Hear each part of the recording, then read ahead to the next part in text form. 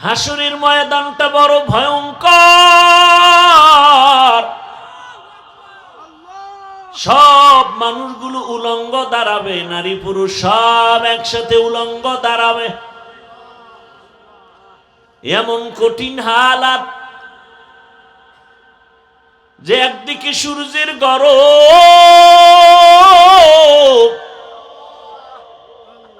আবার জাহান্নামের চিৎকারের আওয়াজ। ওদিকে নবী আপনিই বয়ান করে কান্না করে বলেছেন আল্লাহ রাগ হয়ে যাবেন। এমন কঠিন সময় হাসরের মাঠে নবীরা পর্যন্ত ভয়ে কান্না শুরু করবেন।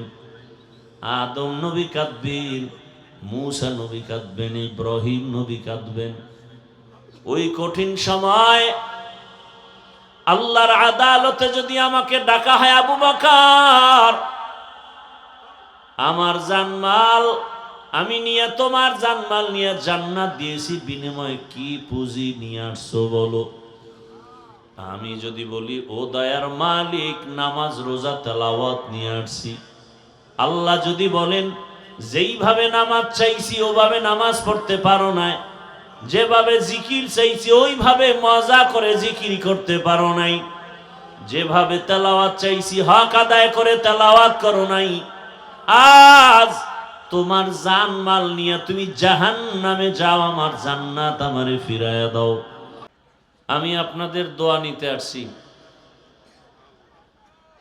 জীবনের বড় এক পুঁজি দোয়া। দোয়া ছাড়া কেউ বান্দা সফলতার মানদণ্ডে পৌঁছতে পারে না। আজ এত সুন্দর ফুলের বাগান চোখের সামনে, অনেক আপনজন চলে যাচ্ছেন। আজকে নানা দাদারা থাকলে দেখলে কত ভালো লাগতো, তাদের কলিজা ভরে কত খুশি হয়ে দোয়া করতেন। গত কয়েকদিন আগে আমার বড় মামাও চলে গেছেন, আমার মেজো চাচিও চলে গেছেন। এভাবে এক এক করে সবাই চলে যাবে, কিন্তু বাবা মায়ের দোয়া এবং তাদের এই মেহনত, চোখের পানির এই ফুটন্ত বাগান একদিন কেউ থাকবে না, কেউ থাকতে পারেও নাই। আমিও একদিন থাকবো না, একদিন মাও থাকবেন না, বাবাও থাকবেন না। কিন্তু জীবনের তিল তিল করে কষ্ট করে আমাদেরকে দিনের লাইনে রেখেছেন। আল্লাহর হাজার শুকর। সেজদায় পড়ে থাকলেও মা বাবার ঋণ আদায় করা অসম্ভব। আলহামদুলিল্লাহ, আমি ঢাকাতে অনেকে জানেন মাদ্রাসা চালাই, বাকি দুই ভাইরাও আলহামদুলিল্লাহ। এটা টাকা ক্ষমতার কোনো বাহাদুরিতে সম্ভব না, আল্লাহর রহমত আর মা বাবার দোয়া, মুরব্বীদের দোয়া। আপনাদের দোয়াই আমাদের পথ চলা। আল্লাহ পাক আমাদের এই ভাইদের মেহনত, বাবা মায়ের দোয়া, আমার চাচা মামা মুরব্বীরা দিল খুলে দোয়া করেন। আল্লাহ পাক এই দ্বীনি এদারা, দ্বীনের খেদমতকে কিয়ামত পর্যন্ত কবুল করেন এবং এই খেদমত আমাদের দুনিয়াতে শান্তি, আখেরাতে নাজাতের ওসিলা বানায় দেন। আমি আজকের আপনাদের সামনে আলোচনার নিয়তে কোরআনে হাকিমের সূরাতুস সুবহানের আয়াতে কারিমা তিলাওয়াত করেছি, শুরুর আয়াত, এবং নবীজি সাল্লাল্লাহু আলাইহি ওয়া আলিহি ওয়াসাল্লামের অসংখ্য হাদিস থেকে এক টুকরো হাদিসও পড়েছি। দয়া করে যদি আল্লাহর রহমতে আপনারা দিল খুলে বসেন আর দোয়া করেন, তো আয়াত হাদিসের উপরে কিছু আলোচনা আমি আপনাদের সামনে রাখব। আয়াত হাদিসের মূল আলোচ্য বিষয় হলো বর্তমান আরবি মাস রজব, মেরাজের কিছু আলোচনা আমি করব ইনশাআল্লাহ। তবে আপনাদের ধৈর্যের উপরে আলোচনা হবে, ধৈর্যচ্যুত করা যাবে না। যদি আপনারা একটু ধৈর্য হারায় ফেলেন তাহলে দোয়া করে দেওয়াটাই ভালো হবে। তো আমি মূল বয়ানে যাওয়ার আগে এই জামিয়ার জন্য একটু অনুরোধ জানাবো, আপনাদের কাছে ব্যাগ নিয়ে যাবে বা রুমাল নিয়ে যাবে। দান করলে হায়াত বাড়ে, দান করলে রিজিকে বরকত বাড়ে, দান করলে মুসিবত দূর হয়, কবরওয়ালাদের আযাব মাফ হয়। মাদ্রাসা মসজিদগুলো দানেই চলে, আর এই দানের কারণে আল্লাহ পাক এদিকে দিনের খেদমত জারি রাখেন, আবার যারা করে তাদেরকেও আল্লাহ পাক দুনিয়া আখেরাতে নাজাতের ব্যবস্থাও করে দেন। অতএব আপনারা এখনই বয়ানে ঢোকার আগেই, ঢুকলে যেন কোনো বিঘ্নতা না আসে, এখনই বিসমিল্লাহ বলে পকেটে হাত দিয়ে কি আল্লাহর মোহাব্বতে দেওয়া যাবে? সাধ্য মতো দিবেন, কোনো জোর নাই। তবে আপনাদের দোয়া আমাদের আসল। দায়িত্বশীলরা দ্রুত নেমে গেলে ভালো হয়, স্বেচ্ছাসেবকরা নেমে যান। যারা দিবেন বিসমিল্লাহ বলে পকেটে হাত দিয়ে যা পারি আমরা দেই, 1000, 500, 100 যা পারি। আল্লাহ সবার দান কবুল করেন। দানের বরকতে হায়াতে ইজ্জতে রিজিকে আল্লাহ বরকত বাড়ায় দেন। কেউ আমরা খালি ফিরাবো না। কই স্বেচ্ছাসেবকরা কই? দ্রুত দ্রুত মাঠে মাঠে, হ্যাঁ নামেন, হাতে হাতে নিয়ে নেন দ্রুত।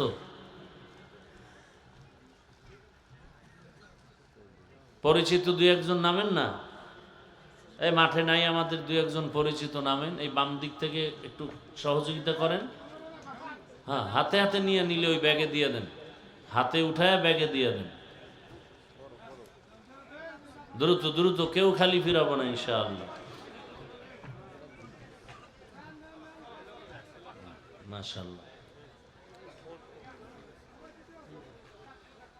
দ্রুত আমরা করি, কথা না বলি। আল্লাহ পাক দ্বীনের খেদমত এভাবেই চালু রাখবেন।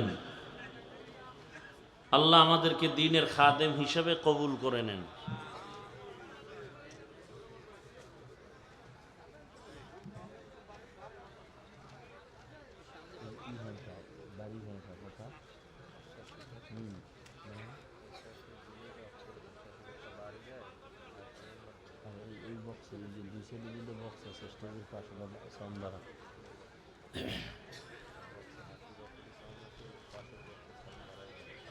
আপনারা আওয়াজ বন্ধ করেন, যারা কালেকশন করতেছেন দ্রুত করেন, খুব দ্রুত শেষ করেন এবং নির্ধারিত স্থানে কালেকশনের ব্যাগগুলো পৌঁছায় দিবেন। আলোচনার মাঝখানে উঠার কোনো চিন্তা ভাবনা না করলে ভালো হবে, কারণ দ্বীনের আলোচনা, কোরআন হাদিসের আলোচনা, আল্লাহর মোহাব্বত নিয়ে বসলে আর করলে আল্লাহ তখন সবার জন্য রহমতের দরজা খুলে দেন। অতএব এদিকে আমরা খেয়াল করব, ফাঁকা জায়গা না রাখলে ভালো হবে। যার সামনে ফাঁকা জায়গা আছে, ফাঁকা জায়গাটা পূরণ করে বসলে একটা সুন্নতের আমল হয়ে যাবে, সুন্নত আদায়ের সওয়াব হয়ে যাবে। ব্যাগগুলো এক পার্শ্ব থেকে স্টেজে দিয়ে দেন, দ্রুত করতে হবে।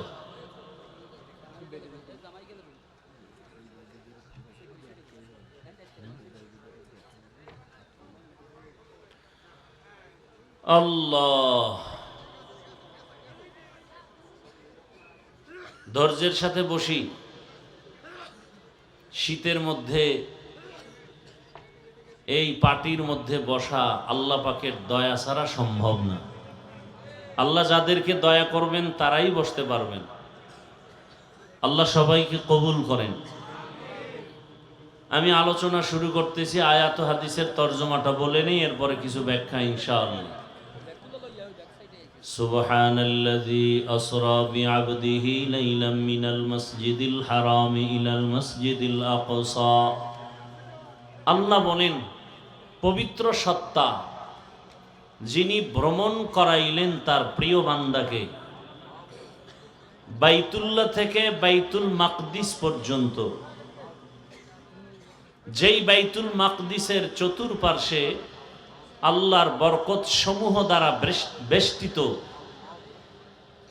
যাতে করে আল্লাহর কুদরতের নিদর্শন অবলোকন করতে পারেন। নিশ্চয়ই আল্লাহ রাব্বুল আলামিন সর্বশ্রোতা এবং সর্বদ্রষ্টা। নবীজি বলেন, কুল্লু উম্মতি ইয়াদখুলুনাল জান্নাতা ইল্লা মান আবা। সব উম্মতেরা জান্নাতে যাবে, কিন্তু যারা আমি মুহাম্মদের অনুসরণ করে না, মানে না, অস্বীকার করে, তারা জান্নাতে যাবে না। ইল্লা মান আবা। সাহাবায়ে কেরামদের কেউ প্রশ্ন করলেন, ইয়া রাসূলুল্লাহ, আপনাকে অস্বীকার করে তারা কারা? ক্বালা মান আতাআনি দাখালাল জান্নাহ ওয়া মান আসানি ফাকাদ আবা। নবীজি বললেন, যে ব্যক্তি আমার অনুসরণ করবে সে জান্নাতি, আর যে আমার বিরোধিতা করবে সে জাহান্নামী। আয়াত ও হাদিসের তরজমা শেষ। এবার কিছু ব্যাখ্যা, হাদিসের উপরে 2-4 মিনিট কথা। নবীজি বললেন সব উম্মত জান্নাতে যাবে, কিন্তু যারা নবীকে মানে না তারা যাবে না। এখানে একটু কথা খেয়াল করবেন। সাহাবায়ে কেরাম প্রশ্ন করলেন, হে আল্লাহর রাসূল, আপনাকে মানে না তারা কারা? নবীজি জবাবটা দিতে গিয়ে ডাইরেক্ট জবাব না দিয়া মাঝখানে একটু দিল নরম তো মায়া বেশি, মায়ার কথা বললেন। মান আতাআনি দাখালাল জান্নাহ ওয়া মান আসানি ফাকাদ আবা। যে আমার অনুসরণ করবে সে জান্নাতে যাবে। এই কথাটার বিপরীত কথা কি দাঁড়ায়? যে আমার অনুসরণ করবে না সে জান্নাতে যাবে না। কথা বুঝেননি? নবীজি বললেন সব উম্মত জান্নাতে যাবে, কিন্তু যারা আমাকে মানে না তারা যাবে না। সাহাবায়ে কেরাম প্রশ্ন করলেন, ইয়া রাসূলুল্লাহ, কে আপনাকে মানে না এটা আমরা জানতে চাই। নবীজি কথাটা শেষে বলছেন, মাঝখানে বললেন, মান আতাআনি দাখালাল জান্নাহ ওয়া মান আসানি ফাকাদ আবা। যে আমার অনুসরণ করবে সে জান্নাতে যাবে। এই কথার পৃষ্ঠে দাঁড়ায় যে অনুসরণ করবে না সে কোথায় যাবে? কিন্তু নবী এ কথা বলেন নাই। নবী কি বলছেন? যে আমার অনুসরণ করবে না সে জাহান্নামে যাবে বলেন নাই, বলছেন যে আমার বিরোধিতা করবে সে জাহান্নামে যাবে। এই এতটুকু কথার মধ্যে অনেক ব্যবধান।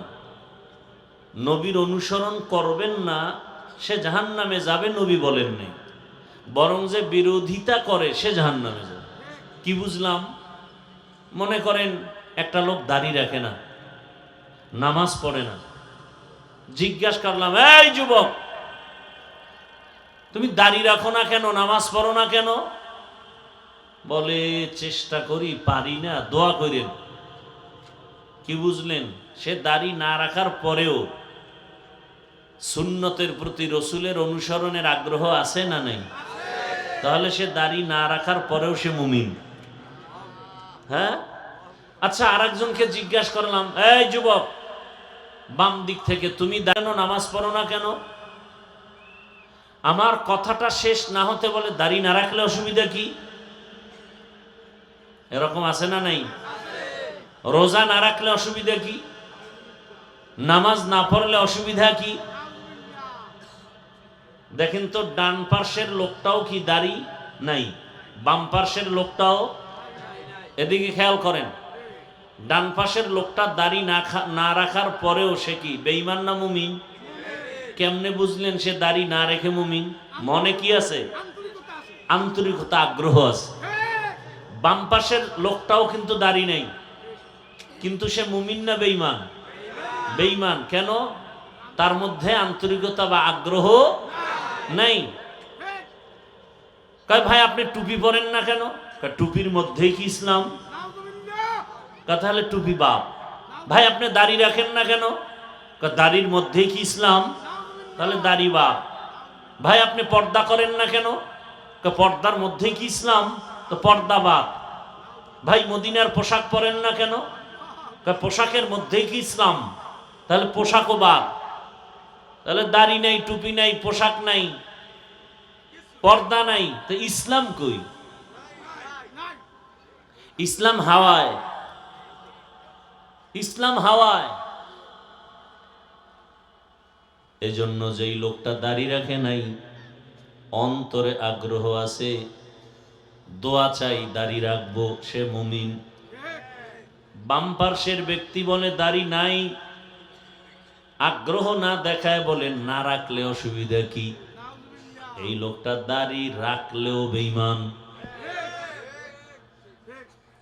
একজনে দাড়ি রাখে না, আর একজন দাড়ি পছন্দ করে না। যে দাড়ি রাখে না সে মুমিন, যে পছন্দ করে না সে বেঈমান। যে নামাজ পড়ে না মুমিন, যে নামাজ পছন্দ করে না সে বেঈমান। কি বুঝেননি কিছু? যে পর্দা করে না সে মুমিন, আগ্রহ আছে করবে। আর যে পর্দার বিধান পছন্দ করে না সে বেঈমান। যে ইসলাম মানে না কিন্তু আগ্রহ আছে সে মুমিন। যে বলে আমার ইসলাম লাগে না, শরীয়ত লাগে না, সে বেঈমান।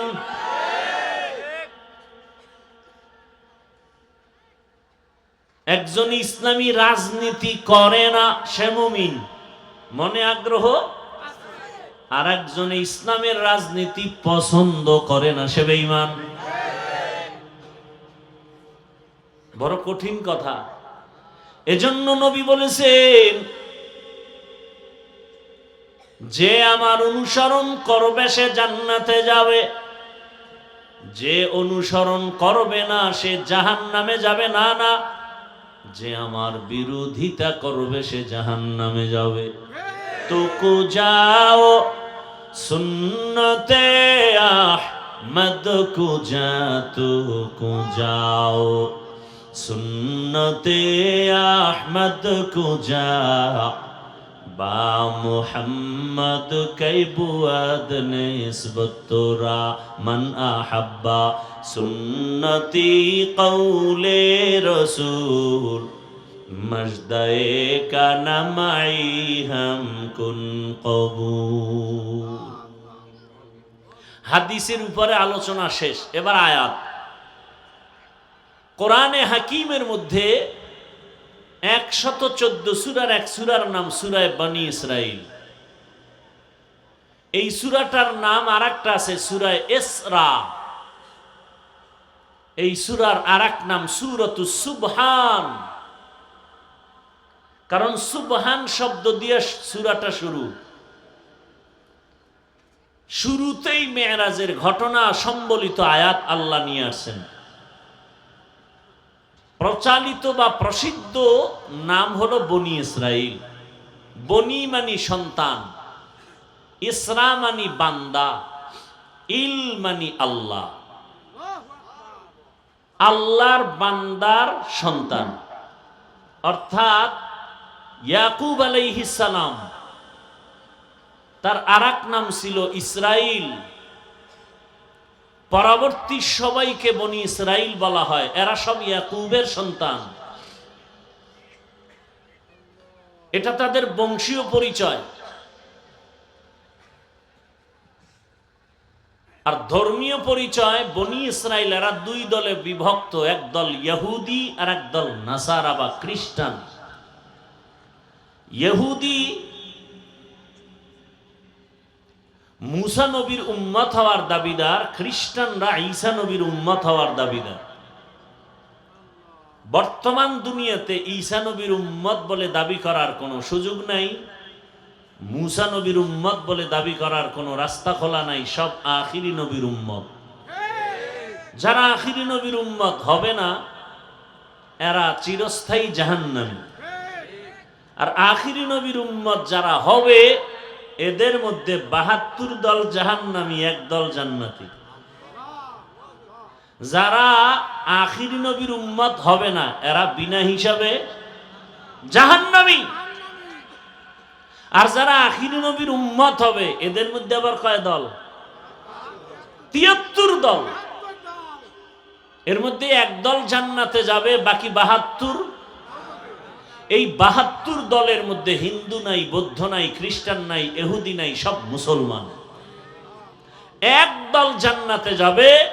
সাহাবায়ে কেরাম প্রশ্ন করলেন, মান হিয়া ইয়া রাসূলুল্লাহ, যেই দলটা জান্নাতে যাবে তাদের পরিচয় কি? আলামা আনা আলাইহি ওয়া আসহাবি। রহমতের নবী বললেন,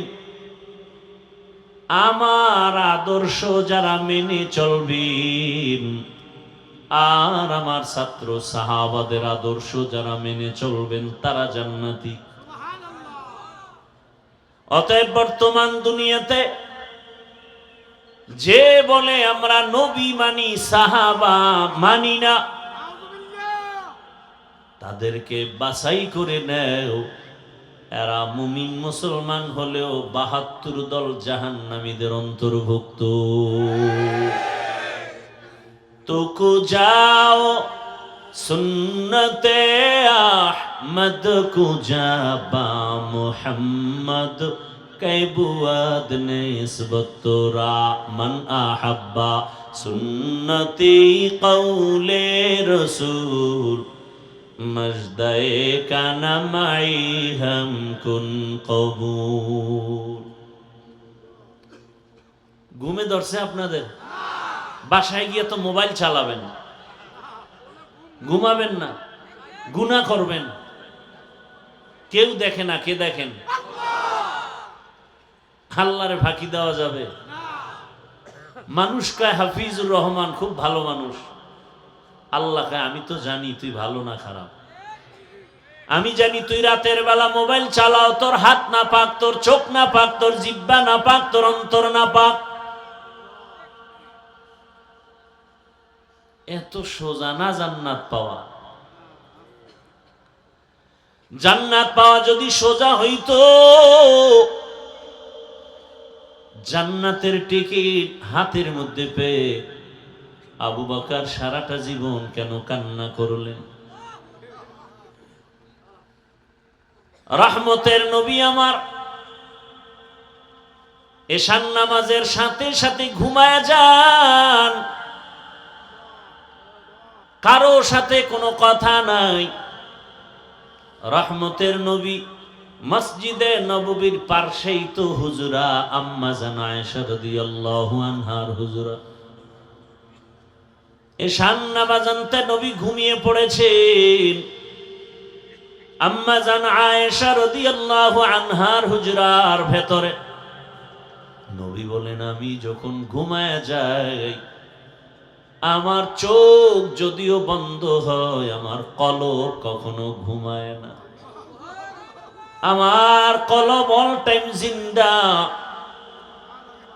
আমার ঘুম যখন চেপে আসলো, হঠাৎ ঘুমের মাঝে কান্নার আওয়াজ, আমার চোখ ঘুম ভেঙ্গে চোখ খুলে গেল। আমি সজাগ হইয়া হুজরা থেকে বের হয়ে আমি নজর করে দেখলাম মসজিদের মধ্যে কান্নার আওয়াজ। এই গভীর রাতে কে কাঁদেন? ভাবছিলাম কোন সাধারণ কোন বান্দা। তাকায় দেখি আমার কলিজার সাহাবী, জান্নাতের 1 নাম্বার সাহাবী আবু বকর নামাজে দাঁড়ায় দাঁড়ায় কান্না করে। আবু বকরের এই পরিমাণ কান্নার আওয়াজ, যেই কান্নার আওয়াজে আমি রহমতের নবীর ঘুম ভেঙে গেল। আমি অপেক্ষায় দাঁড়ায় আছি, আবু বকর নামাজে হাউমাউ করে কাঁদতেছে। নামাজ শেষ করার পরে আবু বকর তাকায় দেখে রহমতের নবী দাঁড়ায় আছেন। আবু বকর বেকারার হয়ে রহমতের নবীর সামনে বিনয়ের সাথে বললেন, ইয়া রাসূলুল্লাহ, আমাকে মাফ করে দেন, বেয়াদবি করে ফেলেছি। আমার কান্নার আওয়াজ বুঝি আপনার ঘুম ভেঙে গেছে, আমাকে আপনি মাফ করে দেন। রহমতের নবীর যেই শরীর মোবারক একটা মশা পড়ে না, মাছি পড়ে না। রহমতের নবী ঘুমায় যায়, আমার কান্নায় ঘুম ভেঙে যাবে তো ভাবার না। রহমতের নবী বলেন, হে আবু বকর, নামাজের ভেতরে কেন কাঁদছেন? আবু বকর বলেন, ইয়া রাসূলুল্লাহ, হাসরের ময়দানের কথা আমার মনে পড়েছে, এজন্য কান্না করেছি। জান্নাতের টিকিট হাতের মধ্যে পাওয়ার পরেও আবু বকর সারা জীবন কেন কাঁদছেন? আর আপনার আমার তো নামাজ নাই, তেলাওয়াত নাই। যেইভাবে নামাজ আল্লাহ চায় ওভাবে দিতে পারি না, না রুকু আছে না সেজদা আছে। নামাজে দাঁড়াইলে দুনিয়ার পেরেশানি অন্তরে চেপে বসে। এই নামাজ দিয়া জান্নাতে যাওয়া যাবে না। আবু বকর বলেন, ইয়া রাসূলুল্লাহ, কোরআনের একটা আয়াত পড়েছি আর কান্না করেছি। কোন আয়াত? আবু বকর বলেন, ইন্নাল্লাহা আশতারা মিনাল মুমিনিনা আনফুসাহুম ওয়া আমওয়ালাহুম বিআন্না লাহুমুল জান্নাহ। আল্লাহ এই আয়াতে বলেছেন, আমি মুমিনের জান মাল কিনে নিয়েছি, বিনিময়ে মুমিনের জান্নাত দিয়েছি। রহমতের নবী বলেন, এটা তো খুশির কথা, এখানে কান্নার কি আছে? আবু বকর বলেন, না, হাসরের ময়দানটা বড় ভয়ঙ্কর। সব মানুষগুলো উলঙ্গ দাঁড়াবে, নারী পুরুষ সব একসাথে উলঙ্গ দাঁড়াবে। এমন কঠিন হালাত যে একদিকে সূর্যের গরম,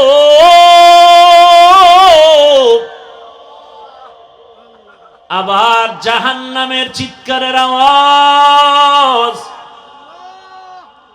ওদিকে নবী আপনিই বয়ান করে কান্না করে বলেছেন, আল্লাহ রাগ হয়ে যাবেন।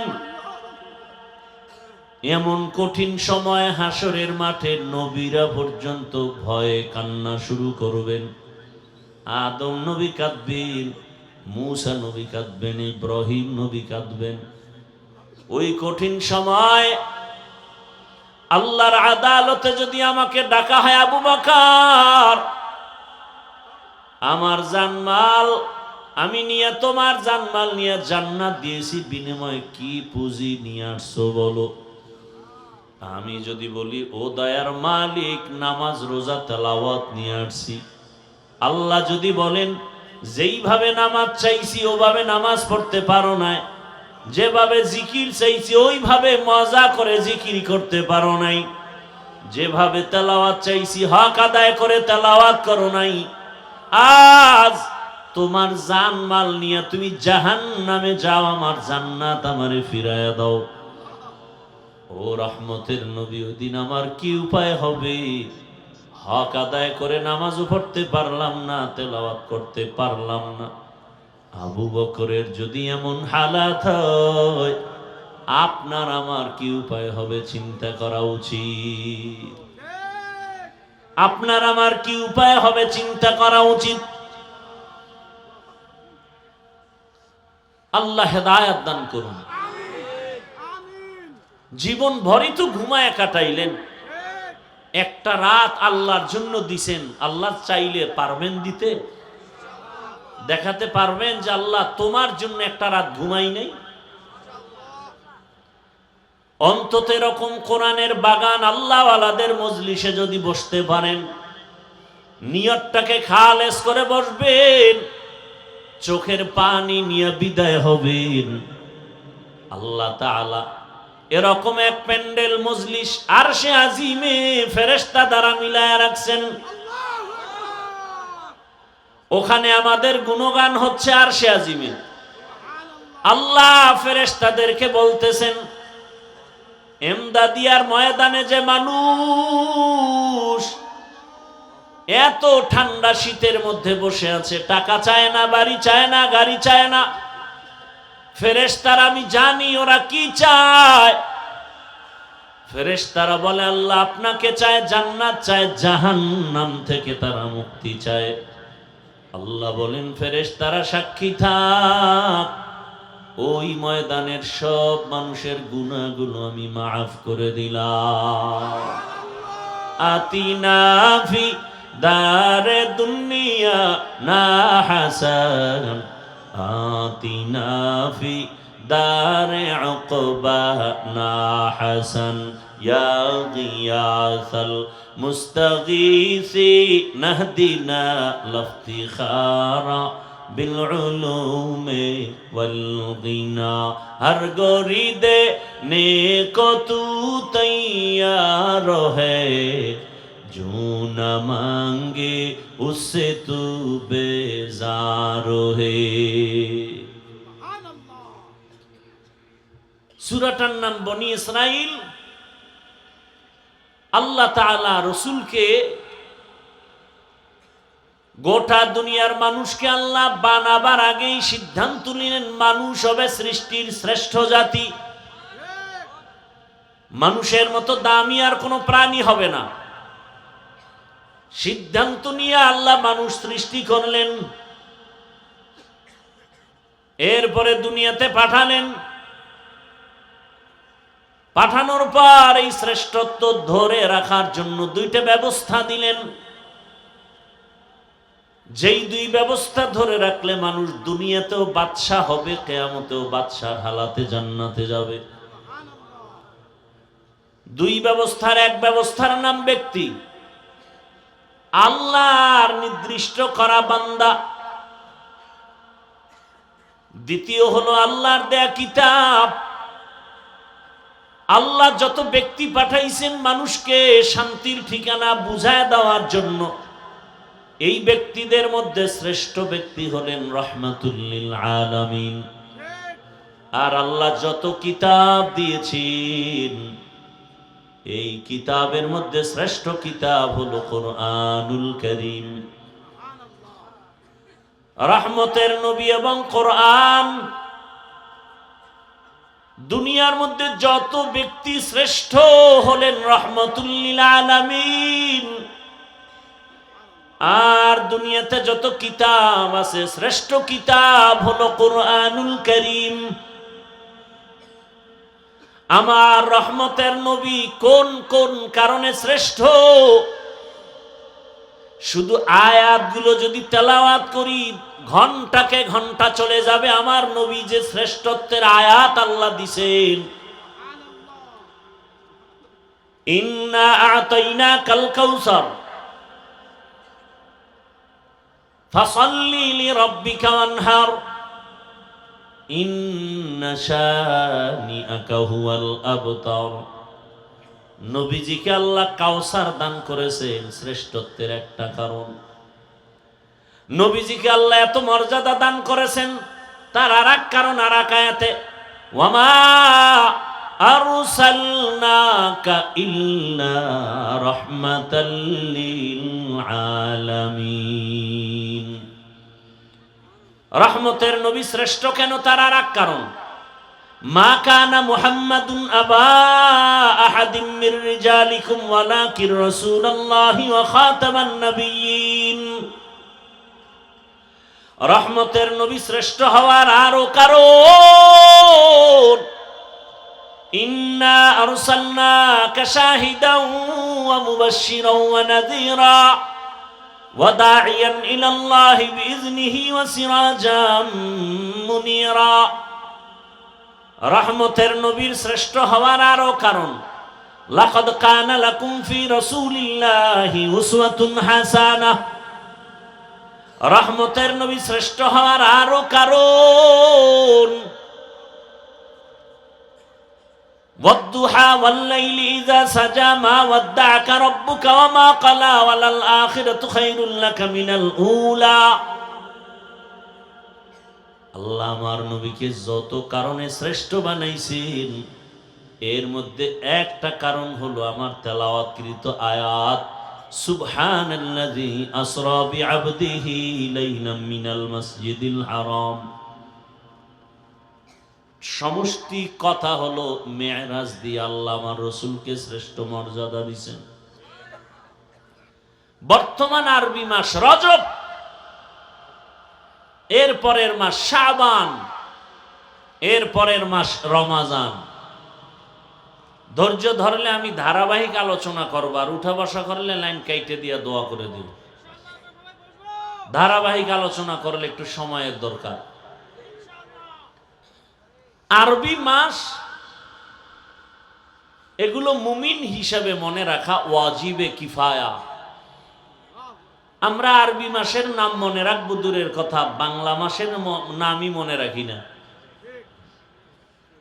যেই বাংলার জন্য জীবন দিল কত যুবক, বরং সেই দিনটাকেও স্মরণ করে ইংরেজিতে 21শে ফেব্রুয়ারি। আমরা কি তোমায় ভুলতে পারি? 21শে ফেব্রুয়ারি এই ইংলিশ নামটা উচ্চারিত হওয়ার জন্য ওরা জীবন দেয়নি, বাংলা ভাষা ঠিক রাখার জন্য দিয়েছে। যাই হোক, আরবি মাসের নাম মনে রাখা উচিত। তবে আমাদের মাঝে একেবারে যে মনে রাখে না তা না, কিছু কিছু মাসের নাম আমাদের বাংলাদেশি জাতিরা মনে রাখে, যেই মাসে খাওন পাওয়া যায়, খাওন আছে। যেমন শবে বরাত কোন মাসে আসবে এটা গণনা করে হিসাব করে বের করেছে, ওদিন তবারক। মিলাদুন নবীর মাস, খাওন আছে।